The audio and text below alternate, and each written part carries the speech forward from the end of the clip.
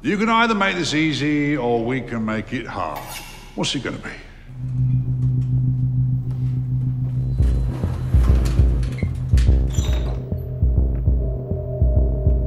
Listen, I don't care how powerful you think you are.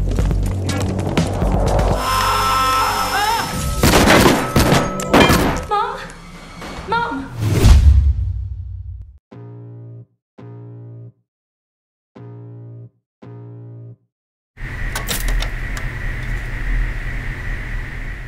Film dibuka di mana kita diperlihatkan dua orang pria berbeda usia yang lagi di dalam mobil mereka masing-masing. Kedua pria tersebut berada di tempat yang berbeda karena seorang pria yang satunya berada di negara Spanyol.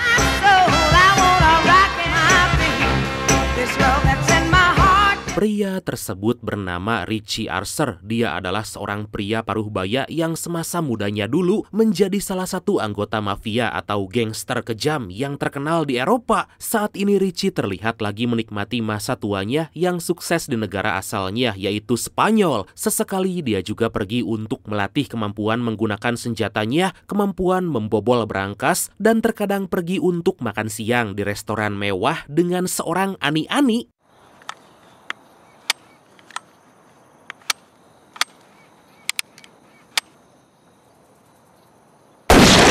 Dan inilah We Still Kill the Old Way. Sementara itu pria yang satunya lagi adalah seorang remaja yang bernama Aaron. Diketahui dia adalah ketua dari gangster yang sangat sombong dan juga kejam. Ternyata hari itu Aaron mengendarai mobilnya bersama anggota gengnya untuk menuju rumah seorang pensiunan polisi.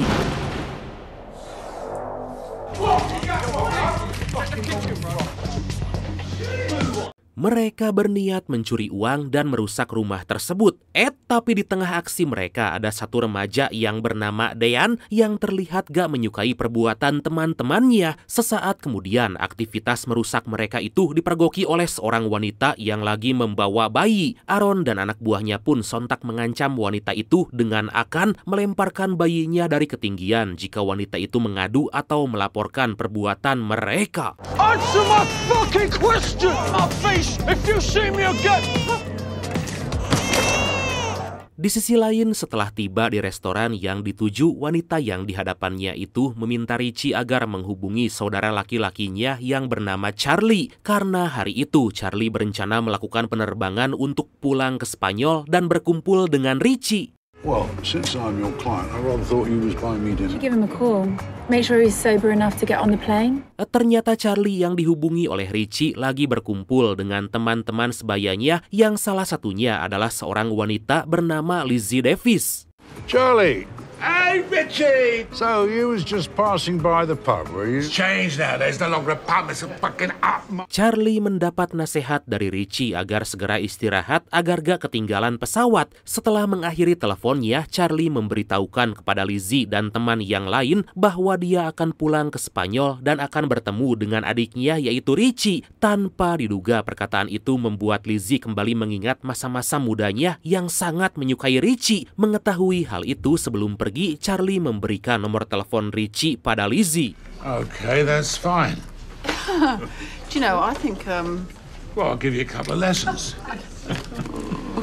Di tempat lain terlihat Aaron yang baru selesai berbelkok ria dengan seorang wanita yang bernama Lauren. Saat itu Lauren yang mengira bahwa Aaron mencintai dirinya justru nyeri dada karena ternyata Aaron hanya menjadikannya pelampiasan aja. We'll have a little cuddle or something. You going already? You're a fucking shit fuck anyway. Evidence, isn't it? Buktinya Aaron memperlakukan Lauren dengan kasar serta menganggap Lauren adalah wanita murahan. Ya iyalah emang murahan, masa belum nikah udah gitu-gituan? Apa coba kalau gak murahan? Dan ternyata Aaron juga bahkan berencana membuat Lauren menjadi tempat pelampiasan nafsu seluruh anggota gengnya. What? You looking nice. I don't know. Wait. Don't come with me. I want to show you something. Beberapa jam kemudian, Aaron berpura-pura minta maaf dan mengajak Lauren untuk bertemu di sebuah jalan yang dekat dengan gang. Setibanya di lokasi, Lauren dibuat kaget karena dia telah ditunggu para anak buah Aaron untuk digilir secara bergantian. Waduh, melihat hal itu, Dean yang kasihan gak mau melakukan perbuatan tersebut. All right, Tell her, love. I'm not too sure. What do you mean you're not too sure? Di waktu yang sama tanpa diduga di perjalanan pulang, Charlie melewati gang tersebut dan melihat tingkah bejat dari kelompok Aaron. Charlie pun langsung memarahi mereka dan meminta Aaron agar segera menghentikan perbuatan kejinya terhadap Lauren. Oh, fuck! Oh, fucking hey! Fucking Oh, really? I'm telling you all now. Bukannya nurut, Aaron and the gang yang kejam malah melawan bahkan menghajar Charlie habis-habisan. Saking gilanya, mereka juga merekam tindak kekerasan tersebut hingga menewaskan Charlie.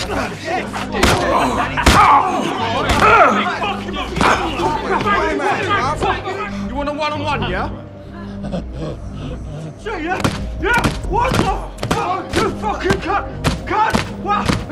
Gak lama dari itu, Lizzie yang baru pulang gak sengaja berpapasan dengan Aaron dan para anggota gengnya. Saat Lizzie baru berjalan beberapa langkah, secara mengejutkan dia menemukan Charlie yang udah gak bernyawa.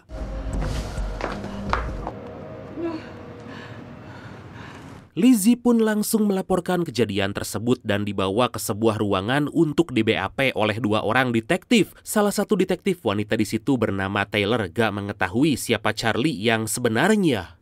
You don't know Charlie or Richie Archer? Oh, you're one of those coppers, are you? Work part-time then? Lizzie pun berkata bahwa semua orang di kota itu mengenal Charlie dan Richie Archer karena mereka sangat booming pada masanya sebagai gangster terkuat dengan julukan si pembakar dan si pembunuh.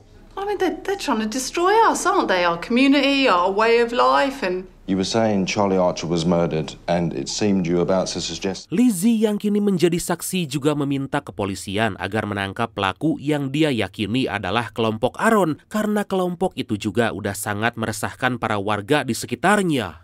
But I will follow up on your assumption. Back in the day, this sort of thing would never even have been allowed to... Tapi sangat disayangkan karena gak ada bukti dan motif yang terlihat, detektif hanya bisa melakukan penyelidikan lebih lanjut. Hingga di malam harinya, Lizzie menelepon Richie melalui nomor telepon yang sebelumnya diberikan Charlie. Richie begitu syok dan seketika terdiam karena dia gak mengira Charlie tewas secara mengenaskan. In the middle of the night, after all these years. Pagi harinya, Taylor bersama rekannya mencoba menginterogasi Aaron, tapi ternyata si tangkurak Aaron malah terlihat sangat menjengkelkan. Dia juga berbohong tentang keberadaannya pada malam kejadian. You know what these dickhead feds are like for fucking up innocent people? But I know how you like to keep your name off. This is bait. What the fuck do you want? Meski mendapat perlakuan seperti itu, Taylor bersama rekannya gak tegas sama sekali terhadap Aaron. Ternyata itu semua karena Aaron pernah didakwa sebuah kasus kejahatan dan dia juga pernah menjadi saksi dan antek-antek bayaran polisi untuk menangkap pelaku kejahatan. Ya intinya mah si Aaron ini teh seorang cepu lah gitu. Don't fucking look at me like that, man. Everyone's happy, you get me? Apart from your victims. Dikarenakan Aaron terus-menerus meremehkan mereka, Taylor pun memberikan ancamannya yang gak lain kalau Aaron terbukti terlibat atas kematian Charlie tempo hari lalu, maka perlindungan pihak berwenang yang diberikan pada Aaron akan dicabut. If I hear anything, Like a good citizen. I'll be seeing you, Aaron. can't wait, darling. We should just search them all now. I bet we'll find some weed. Aaron yang sadar bahwa keadaan akan semakin memburuk jika Lauren melapor pada pihak kepolisian. Aaron pun mengajak beberapa anggota gengnya untuk mengancam Lauren di rumahnya agar wanita itu gak berani melapor pada polisi.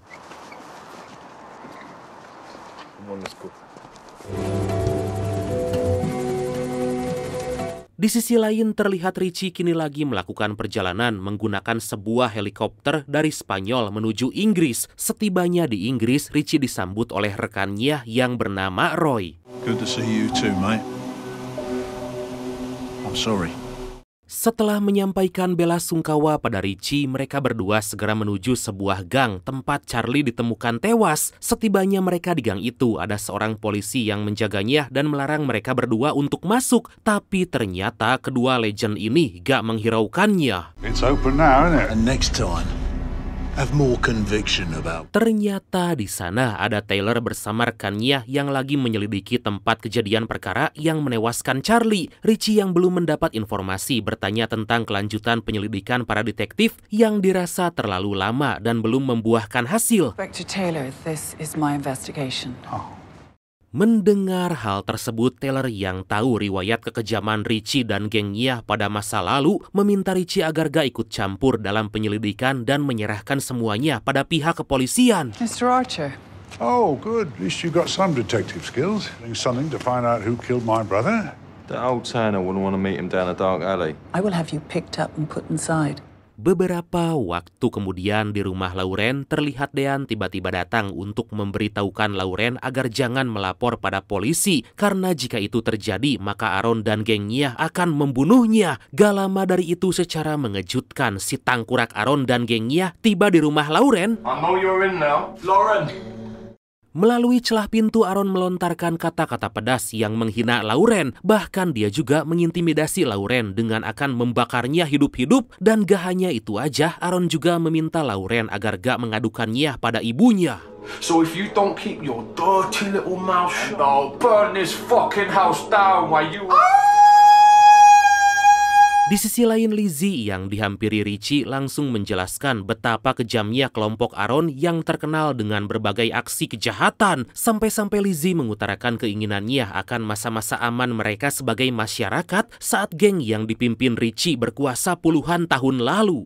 It's not what I meant to say. What I meant to say was Dari percakapan mereka, kita bisa tahu kalau kelompok Richie dulunya adalah gangster yang sangat kejam melebihi siapapun. Tapi di balik itu semua, Richie and the Gang gak pernah menyakiti masyarakat, tapi membantai habis para penjahat, mafia, dan gangster yang menjadi rival atau saingan mereka. Not to let the police know that I've been here.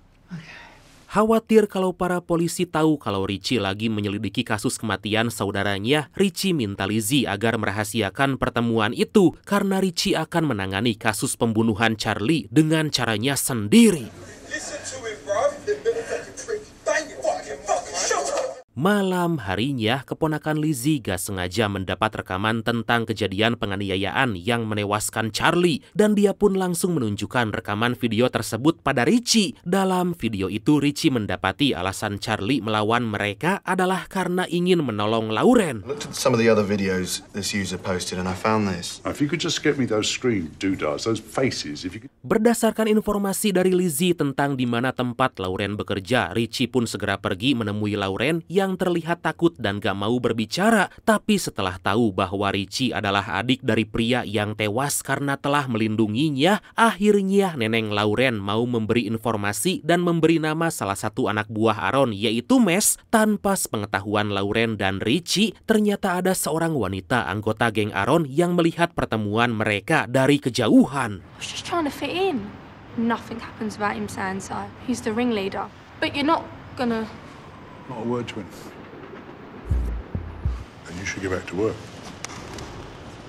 Beberapa waktu kemudian, tepatnya di ruangan tempat jasad Charlie disemayamkan dan akan dikremasi, Richie kedatangan dua temannya yang lain, yaitu si pemarah yang bernama Arthur dan si penjagal yang bernama Butch yang turut berduka cita atas kematian Charlie. Only you, Arthur Bennett, would dare make a fucking joke!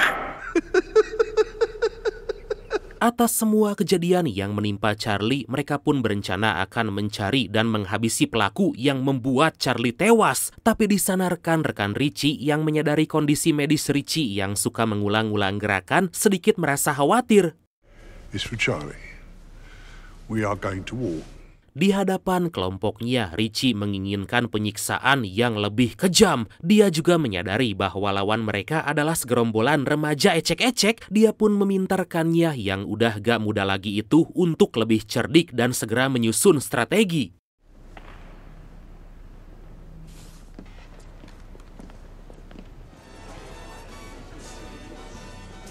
Suatu hari saat mereka lagi berkumpul, Richie didatangi oleh Taylor yang sadar dengan pergerakan Richie dan memintanya agar gak ikut campur. Mendengar permintaan itu dengan tegas, Richie berkata bahwa dia gak akan main hakim sendiri karena Richie gak akan membunuh pelakunya sendirian, melainkan akan menghabisi pelaku bersama dengan rekan-rekannya. Wow!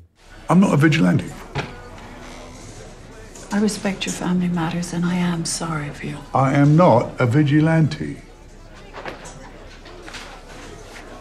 Singkat cerita, setelah menaburkan Abu Charlie ke sungai, Richie kemudian mencoba menggali informasi dari seorang pensiunan polisi yang bernama Jack. Ya, polisi itu adalah polisi yang di awal film tadi rumahnya dirusak dan dibobol oleh kelompok Aaron.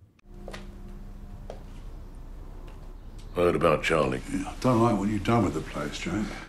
Ternyata dulunya Jack merupakan tangan kanan dari Richie dan rekan-rekannya. Bahkan Jack pernah meminta kelompok Richie agar menghabisi para penjahat-penjahat yang gak bisa disingkirkan oleh kepolisian. Jack yang punya hutang budi terhadap Richie pun memberikan data dari para pelaku yang dibutuhkan Richie. You see much of them? I need some inside information from your friends in blue. They're all still dead. Even if I agreed. I think Metropolitan Police, I know where all the bodies are buried. Sementara itu di rumah Lizzie saat dia akan berangkat bekerja, dia didatangi seorang pria bertopeng. Ternyata itu semua dilakukan kelompok Aaron untuk merusak mental Lizzie agar gak ikut campur tentang kasus kematian Charlie. Tapi hal itu justru malah membuat Lizzie kesal dan meminta Richie agar segera menyudahi kekacauan yang ditimbulkan oleh kelompok Aaron. Just sort this fucking shit out! Beberapa waktu kemudian di rumahnya terlihat Lauren mendapat sebuah pesan yang berisi video dirinya yang lagi dibegituan lah oleh kelompok Aaron. Pesan tersebut menandakan sebuah ancaman jika Lauren melapor ke polisi, video itu akan disebarluaskan oleh Aaron. Gak lama dari itu, secara gak diduga, Lauren dihampiri ibunya yang ternyata adalah detektif Taylor. Come on, I know you better than that.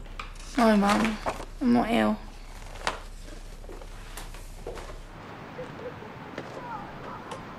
Scene pun berpindah lagi ke Richie setelah Richie mendapatkan identitas anggota geng tersebut yang gak lain adalah Mes. Kelompok Richie pun segera memulai aksinya dengan menculik Mes dan temannya, mengikat mereka di sebuah ruangan untuk diinterogasi. You can either make this easy or we can make it hard. What's it gonna be? This must be a joke, right? Melihat para orang tua di hadapan mereka, Mes dan temannya justru menyepelekan Richie bersama kelompoknya yang udah bau tanah. Tampaknya Mes dan temannya gak tahu penyiksaan apa yang akan terjadi pada mereka. This is how it is, lads. You have no idea what's coming for you when we get out of here. Fuck you! Setelah berulang-ulang dipintai keterangan tentang Aaron, Mes tetap gak mau memberikan informasi dan dia pun terpaksa disiksa secara perlahan oleh Roy. Tubuhnya dipaku dan dibor satu persatu. You want to be famous, eh? We've seen the fucking video.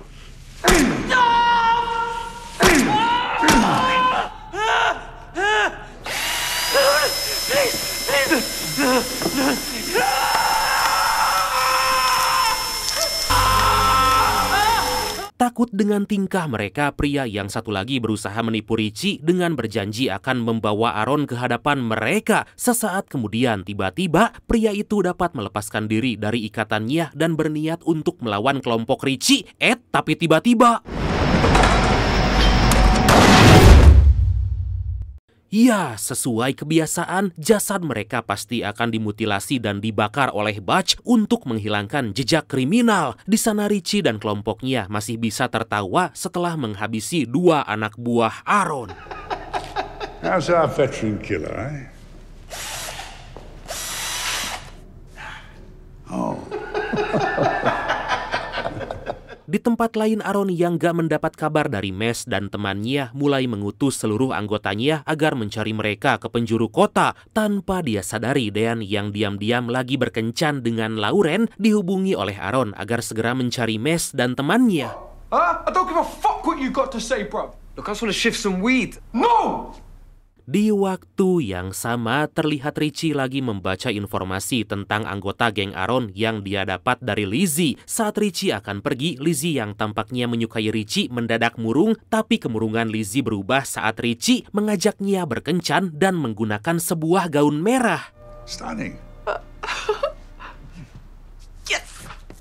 Kemudian Richie melanjutkan penyelidikannya dengan mengunjungi Lauren, dan pada kesempatan itulah Richie berjanji akan menyingkirkan kelompok Aaron yang selalu menyakiti Lauren. Agar rencananya berjalan dengan lancar, Richie meminta Lauren untuk melihat hasil print Lizzie yang berisi foto-foto para pelaku yang terlibat. Di tengah perbincangan mereka, Tyler yang datang berniat menghampiri Lauren seketika kaget melihat Richie ada di sana. I was just looking for a red dress from my friend Lizzie. Away from my daughter. Richie yang baru tahu kalau Tyler adalah ibu Lauren langsung berbohong dengan berkata bahwa kedatangannya ke sana hanya untuk mencari sebuah gaun merah untuk kekasihnya. Berdasarkan informasi dari Lauren tentang keberadaan kelompok Aaron yang terlibat, secara mengejutkan Richie bersama gengnya langsung melakukan penangkapan terhadap pelaku yang ditunjuk Lauren. Me too.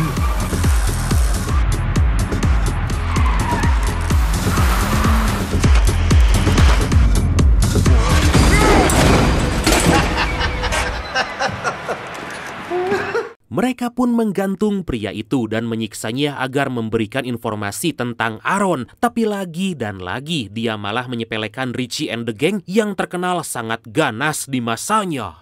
You know what irony is? Guess what they're saying tonight? Listen, I don't care how powerful you think you are. Bahkan remaja itu berani mengeluarkan kata-kata ancaman pada Richie and the Gang bahwa seluruh anggota gengnya akan membunuh keluarga mereka. Mendengar hal tersebut, Richie yang kesal pun akhirnya menggablok remaja tersebut hingga tewas.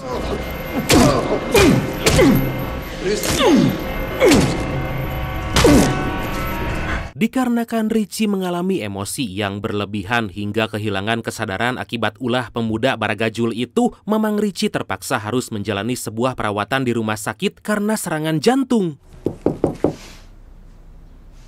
Beberapa waktu kemudian di markas gengnya, Aaron yang baru membeli senjata api seketika memberikan senjata tersebut pada sebagian anggotanya. Gak lama dari itu, Lauren mendatangi markas geng Aaron dan memberitahu informasi tentang keberadaan Richie. Bukan hanya itu aja, entah apa alasannya, Lauren menjelaskan kalau kelompok Richie ada kaitannya terhadap menghilangnya 3 anggota gengnya. What about him?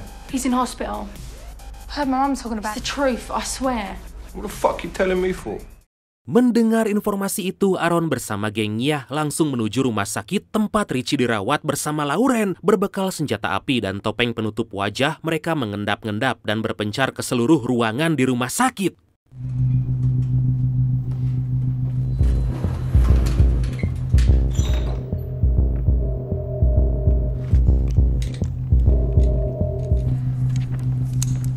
Hingga saat mereka menemukan ranjang yang bertuliskan nama belakang Richie yaitu Archer, anak buah Aaron itu pun langsung menembakkan senjatanya ke sosok yang terbaring di atas ranjang tersebut.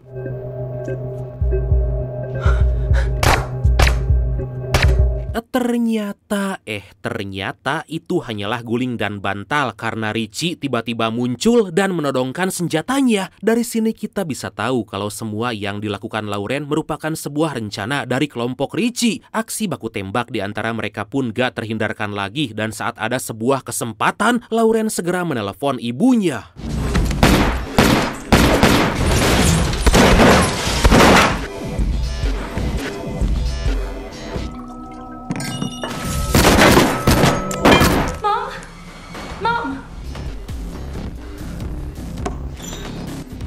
Saat yang lain dar-der-dor, Butch hanya menggunakan sebuah pisau untuk melumpuhkan kelompok Aaron. Sayangnya dalam peristiwa itu, Roy justru terkena tembakan dari Aaron.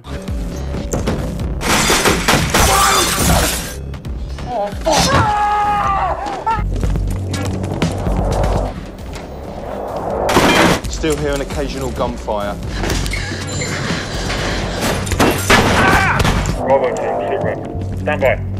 Tapi Aaron yang ketar-ketir seketika menjadikan Lauren sebagai sandera dan melihat hal itu, Richie yang gak ingin Lauren terluka langsung menyerahkan dirinya. Tentu aja tindakan Richie barusan membuat rekan-rekannya heran karena Richie bersikap layaknya seorang ayah yang gak mau putrinya celaka. Put your hands where I could see them.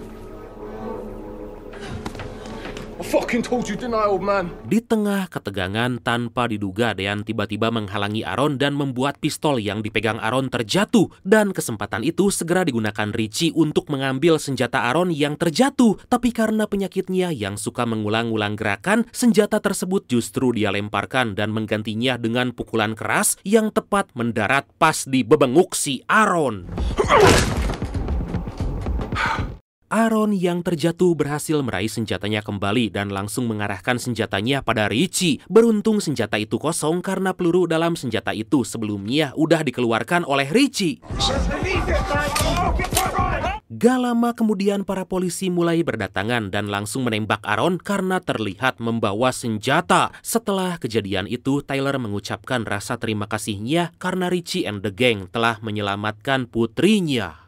And you took their guns off them, you. We were all asleep. I'll be seeing you. Thanks. Waffle. Beberapa waktu kemudian tiba-tiba Richie mendapat telepon dari seorang wanita muda yang menanyakan kepulangannya. Ternyata wanita muda itu adalah putri kandungnya yang gak diketahui oleh siapapun. Sebelum berpamitan dengan Lizzie, dia sempat mengajak Lizzie untuk ikut dengannya ke Spanyol. Tapi entah kenapa Lizzie menolak ajakan Richie meski dalam hati kecilnya sebenarnya ingin ikut. Richie? Yeah? You take good care of yourself. Di sebuah landasan pesawat terlihat helikopter Richie pun mulai terbang dan ketiga rekannya pun menatapi kepergian Richie sembari menggerutu. Semua itu karena mereka kesal jika mengingat Richie yang terus meninggalkan mereka setelah misi usai sejak puluhan tahun lalu, bahkan sampai detik ini. Just like what he done 20 years ago. Tapi secara tiba-tiba Richie muncul dan menawarkan mereka untuk kembali ke dunia mereka dulu. Di situ Richie menawarkan kelompoknya untuk melakukan sebuah aksi perampokan bank. Tapi itu semua hanya untuk bernostalgia dan memacu semangat serta adrenalin mereka agar meski di usia senja mereka tetap eksis. Wah, edun gini ya kan? Dan akhirnya film ini pun tamat.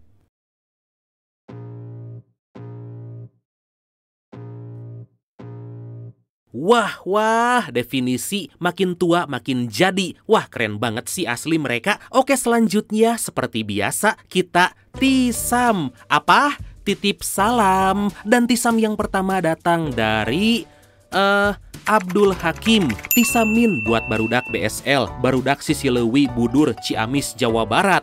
Oke, siap bradku, sehat selalu ya kalian. Dan selanjutnya datang dari Hey Tayo 8125. Tisam bradku buat Cahya Amel dari Ival. I love you so much. Semoga kamu suka balik sama Ival. Adeh, yang baru balikan. Dan selanjutnya datang dari Endra Setiawan 6712.